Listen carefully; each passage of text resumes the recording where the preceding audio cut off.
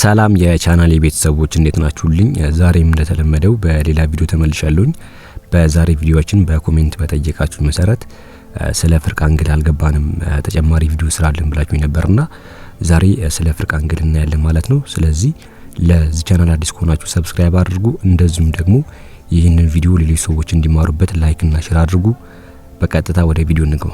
ስለዚህ እዚህ ጋር ምን ይላል? ፍርቅ ውስጣዊ አንግሎች የሚባሉት ጎረቤት ውስጣዊ አንግሎች ያልሆኑ እና በቆራጭ መስመር ተቃራኒ ጎኖች የሚመሰረቱ ናቸው ይላል። ፍርቅ ውስጣዊ አንግሎች የሚባሉት ጎረቤት ውስጣዊ አንግሎች ያልሆኑና በቆራጭ መስመር በተቃራኒ ጎኖች የሚመሰረቱ ናቸው ይላል። ፍርቅ ውጫዊ አንግሎች ደግሞ የሚባሉት ጎረቤት ውጫዊ አንግሎች ያልሆኑና በቆራጭ መስመር ተቃራኒ ጎኖች የሚመሰረቱ ናቸው ይላል። ሌላው ሁለት ትይዩ መስመሮች በአንድ ቆራጭ መስመር ሲቋረጡ የሚመሰረቱት ፍርቅ ውስጣዊና ፍርቅ ውጫዊ አንግሎች ልክክ ወይም ተጋጣሚ ወይም ደግሞ እኩል ናቸው ይላል ማለት ነው። ስለዚህ በአጠቃላይ የፍርቅ አንግሎች ጽንሰ ሐሳብ ለመረዳት እዚህ ጋር እንደምታዩት ምስል 5.18 ላይ ሁለት መስመሮች አሉ። መስመር ሀ እና መስመር ለ ማለት ነው። እነዚህ ሁለቱ መስመሮች ትይዩ መስመሮች ናቸው። መስመር መ ደግሞ ቆራጭ መስመር ይባላል። እነዚህ ሁለቱ መስመሮች በመንካት ወይም ደግሞ ሁለቱ መስመሮች በማቋረጥ ስለሚያልፍ መስመር መ ቆራጭ መስመር ይባላል። ታዲያ እዚህ ጋር 8 አንግሎች ይፈጠራሉ። አንግል 1፣ አንግል 2፣ አንግል 3፣ አንግል 4፣ አንግል 5፣ አንግል 6፣ አንግል 7 እና አንግል 8 የተባሉ 8 አንግሎች ይፈጠራሉ። አራቱ አንግሎች ውስጣዊ ሲሆኑ አራቱ ደግሞ ውጫዊ አንግሎች እንላቸዋለን።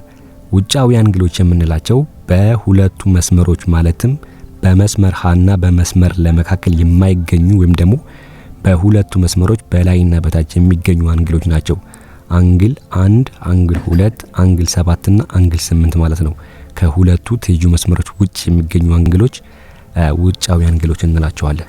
ስለዚህ አንግል 1፣ አንግል 2፣ አንግል 7 እና አንግል 8 ውጫዊ አንግሎች ናቸው ማለት ነው። አራቱ አንግሎች ደግሞ ውስጣዊ አንግሎች ናቸው። ውስጣዊ አንግሎች የምንላቸው በሁለቱ መስመሮች ማለትም በሁለቱ ትይዩ መስመሮች በመስመር ሀና በመስመር ለመካከል የሚገኙ ወይም በሁለቱ መስመሮች ውስጥ የሚገኙ ስለሆኑ አራቱ አንግሎች ውስጣዊ አንግሎች ይባላሉ። እነዚህም አንግል 3፣ አንግል 4፣ አንግል 5 እና አንግል 6 እነዚህ አራቱ አንግሎች ውስጣዊ አንግሎች እንላቸዋለን። ስለዚህ አንግል 1፣ አንግል 2፣ አንግል 7 እና አንግል 8 ውጫዊ ሲሆኑ አንግል 3፣ አንግል 4፣ አንግል 5 እና አንግል 6 ደግሞ ውስጣዊ አንግሎች ናቸው ማለት ነው።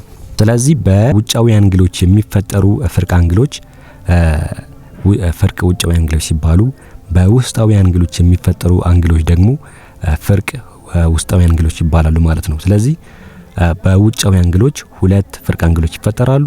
በውስጣዊ አንግሎች ደግሞ ሁለት ፍርቅ አንግሎች ይፈጠራሉ። ታዲያ ፍርቅ አንግሎች ስንፈልግ ጎረቤት ያልሆኑ ናቸው። ጎረቤት ያልሆኑ መሆን አለበት። ለምሳሌ እዚህ ጋር አንግል 1 እና አንግል 2 ብንወስድ ጎረቤት አንግል ናቸው። ስለዚህ ፍርቅ መሆን አይችሉም። አንግል 7 እና አንግል 8 ደግሞ ጎረቤት ናቸው እንደዚሁ። ስለዚህ አንግል ከአንግል 1 ከአንግል 2 ጋር፣ አንግል 7 ከአንግል 8 ጋር ፍርቅ አንግል መሆን አይችሉም ማለት ነው። ሌላው ፍርቅ አንግሎች በቆራጭ መስመር በተቃራኒ ጎን ሊገኙ ይገባል። በቆራጭ መስመር በተቃራኒ ጎን ሊገኙ ይገባል። ስለዚህ አንግል 1 ከአንግል 7 ጋር በቆራጭ መስመር በቀኝ በኩል ስለሚገኙ ሁለቱ አንግሎች አንግል 1 እና አንግል 7 በቆራጭ መስመር በቀኝ በኩል ስለሚገኙ ፍርቅ አንግል ሊሆኑ አይችሉም። እንደዚሁም ደግሞ አንግል 2 እና አንግል 8 ደግሞ በቆራጭ መስመር በግራ በኩል ስለሚገኙ ፍርቅ አንግል ሊሆኑ አይችሉም። ስለዚህ ሁለት አንግሎች ፍርቅ ናቸው ለመባል ሁለቱ አንግሎች ወይ ሁለቱም ውጫዊ መሆን አለባቸው አሊያም ደግሞ ሁለቱም ውስጣዊ መሆን አለባቸው። እንደዚሁም ደግሞ ሁለቱ አንግሎች በቆራጭ መስመር በተቃራኒ ጎን ሊገኙ ይገባል። እንደዚሁም ደግሞ በሁለቱ አንግሎች ጎረቤት መሆን የለባቸውም። ስለዚህ ሁለቱም አንግሎች ውጫዊ አሊያም ደግሞ ውስጣዊ ከሆኑ እንደዚሁም ደግሞ ጎረቤት አንግል ካልሆኑ እና በቆራጭ መስመር በተቃራኒ ጎን የሚገኙ ከሆነ ፍርቅ አንግሎች ይሆናሉ። ፍርቅ ውስጣዊ አሊያም ደግሞ ፍርቅ ውጫዊ አንግሎች ይሆናሉ ማለት ነው። ስለዚህ ፍርቅ አንግሎች ሊመሰርቱ የሚችሉት አንግል 1 አንግል 2 አንግል 7 እና አንግል 8 ፈርቅ ውጫዊ አንግል ይመሰርታሉ ማለት ነው። አንግል 3 አንግል 4 አንግል 6 እና አንግል 5 ደግሞ ፈርቅ ውስጣዊ አንግል መመስረት ይችላሉ። ምክንያቱም አራቱም ውጫዊ እንደዚሁም ደግሞ አራቱም ውስጣዊ ስለሆኑ። ስለዚህ እዚህ ጋር ፈርቅ ውጫዊ አንግል ስንፈልግ አንግል 1 ከአንግል 8 ጋር ነው። አንግል 1 ከአንግል 8 ጋር ፈርቅ ውጫዊ አንግሎች ናቸው። ምክንያቱም እነዚህ ሁለቱ አንግሎች ሁለቱም ውጫዊ አንግል ናቸው። የመጀመሪያው መስፈርት ያሟላሉ። እንደዚሁም ደግሞ አንግል 1 ከአንግል 8 ጎረቤት አንግል አይደሉም። ሁለተኛው መስፈርት ያሟላሉ።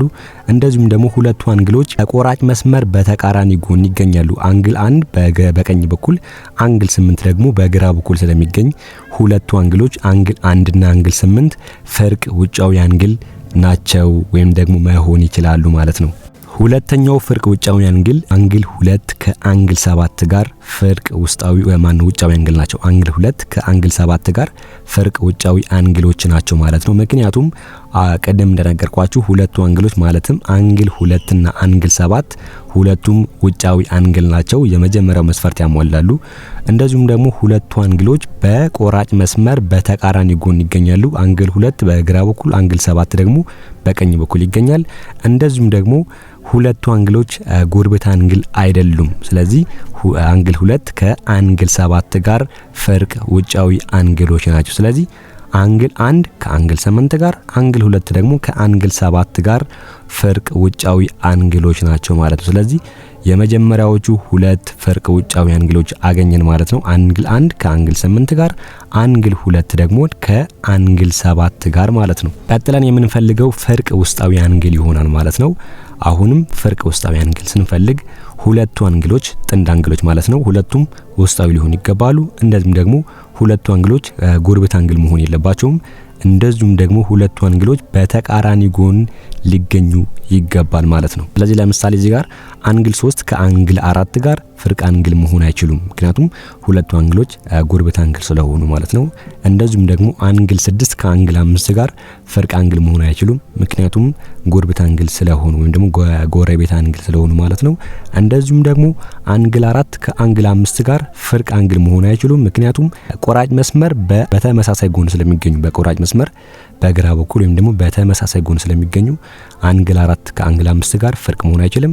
እንደዚሁም ደግሞ አንግል 3 ከአንግል 6 ጋር ፈርቅ አንግል መሆን አይችሉም። ምክንያቱም በቆራጭ መስመር በተመሳሳይ ጎን ስለሚገኙ። ስለዚህ ፈርቅ ውስጣዊ አንግል ስንፈልግ አንግል 4 ከአንግል 6 ጋር አንግል 4 ከአንግል 6 ጋር ምክንያቱም እነዚህ ሁለቱ አንግሎች ሶስቱ መስፈርት ያሟላሉ። የመጀመሪያው መስፈርት ሁለቱም አንግሎች ውስጣዊ አንግል ናቸው። የመጀመሪያው መስፈርት ያሟላሉ።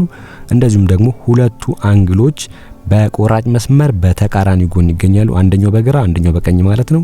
እንደዚሁም ደግሞ እነዚህ ሁለት አንግሎች ማለትም አንግል 4 እና አንግል 6 ጎረቤት አንግል አይደሉም። ስለዚህ አንግል 4 ከአንግል 6 ጋር ፈርቅ ውስጣዊ አንግል ናቸው ማለት ነው። ሁለተኛው ፈርቅ ውስጣዊ አንግሎች አንግል 3 ከአንግል 5 ጋር ፈርቅ ውስጣዊ አንግል ናቸው። ምክንያቱም እነዚህ ሁለት አንግሎች ሶስቱን መስፈርት ያሟላሉ። ማለትም ሁለቱም ውስጣዊ አንግል ናቸው። እንደዚሁም ደግሞ ሁለቱም ጎረቤት አንግል አይደሉም።